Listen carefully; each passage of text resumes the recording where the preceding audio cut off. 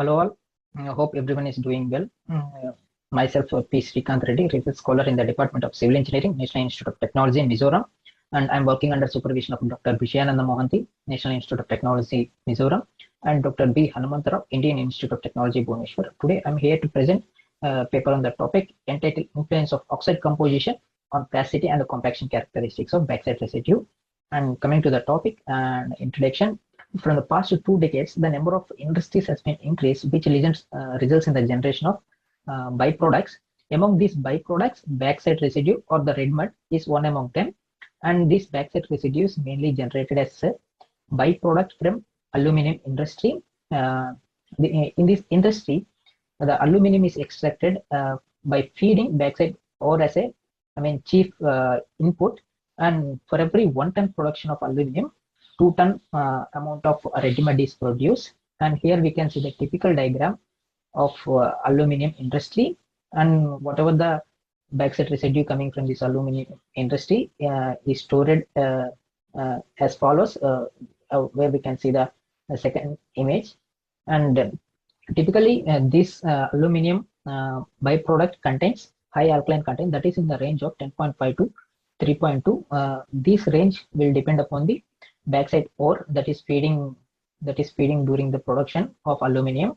And this here the major problem associated with bauxite residue is a disposal issue.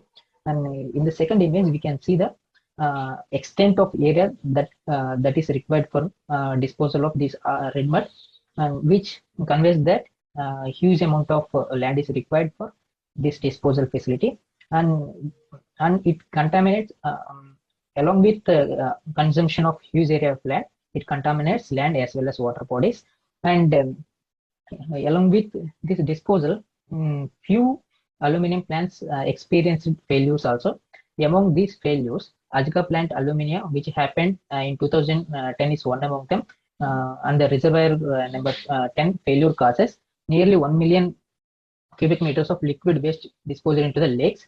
And the second such kind of failure happens in Jiangxing Banzi aluminum plant in China in 2016. Here we can see that 2 million metric cubes of red mud is released and flowed for a length of 1.5 kilometers, causing evacuation of many peoples and killing of animals also.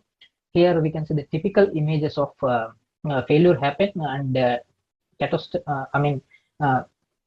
happened near these plants. And third among them is Hindalco plant in Mori, which has happened recently in the year of 2019 in India. Here the positive thing is, though the collapse has been happened, nearly 35 acres of land has been covered with this red mud.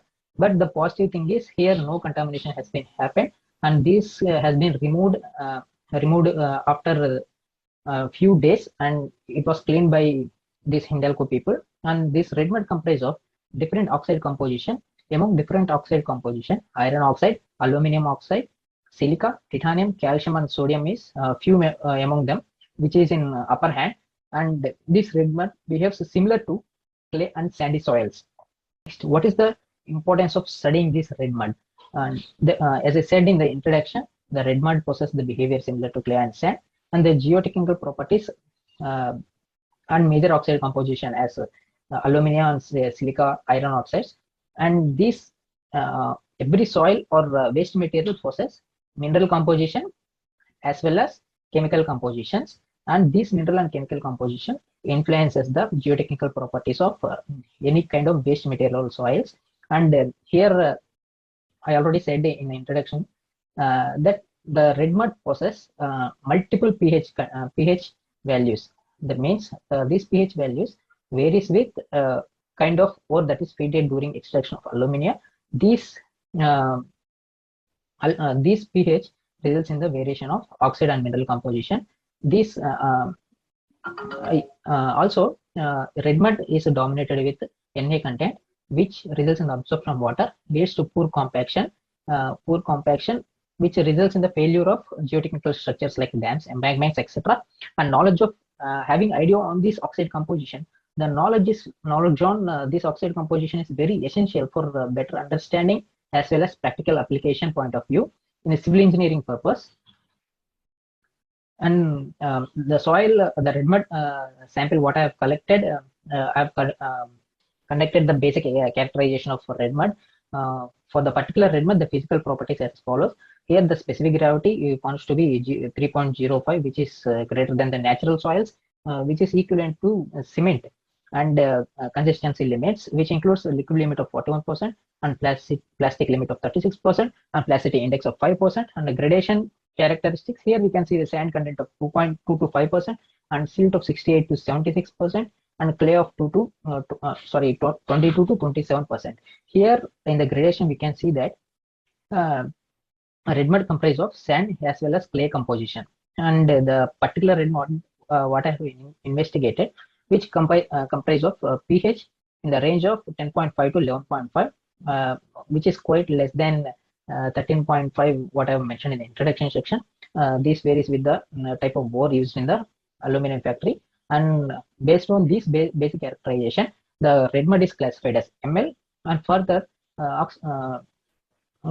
for determining the oxide composition, the investigation has been conducted, and the oxide composition determined for the particular red mud is represented in the form of pie diagram. Here we can see that red mud comprised of Fe2O3 as major oxide composition, and due to this dominance, red mud is exhibited in the form of red color.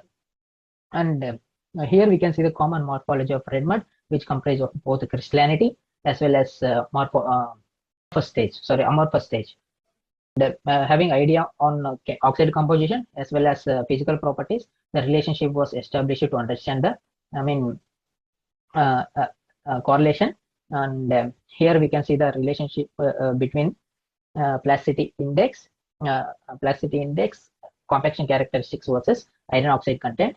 Here, with increase in iron oxide, the plasticity found to be decreased, and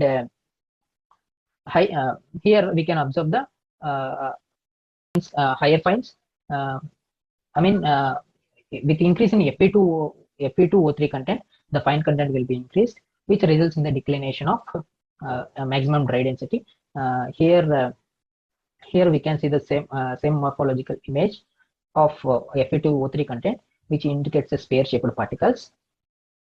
And similarly, a relationship was established between the plasticity and the compaction characteristics versus Al2O3 content. Here we can see that the plasticity increases until 20%. After that, it receded with the further increment of Al2O3 content, and maximum dry density increases with Al2O3 content. This is due to the fact that Al2O3 is a flatty type particle that can have linkages with the particles, which results in the increase of MDD.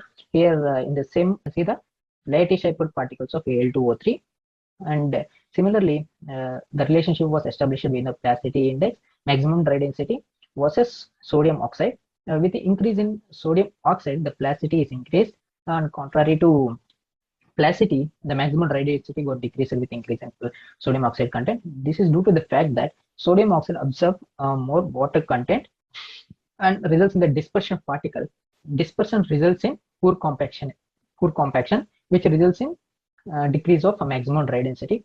For getting the maximum dry density, higher maximum dry density, and the typical same image of sodium oxide content can be seen here.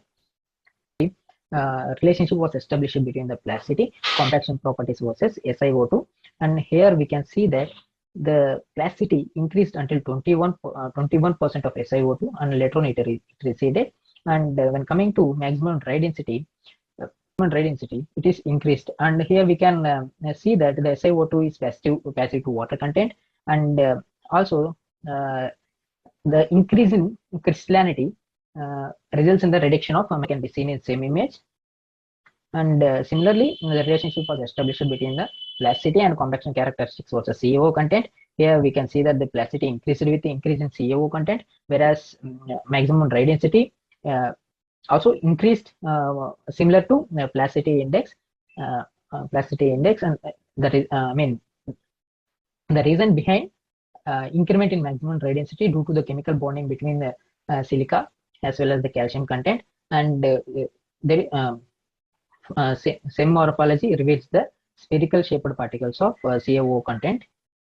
idea on relationship established above, as well as the basic characterization of red mud, the effect of oxide and morphology on these physical properties as summarized as follows. Na plus is exhibited as sodalite form in red mud, which holds more water content, results in dispersion effect. Due to this dispersion effect, maximum dry density got decreased, and in order to increase the maximum dry density, we need to offer the high compaction energies. At the same time, the other oxide composition is also having impact on the maximum dry density as well as plasticity index, and FeO2O3.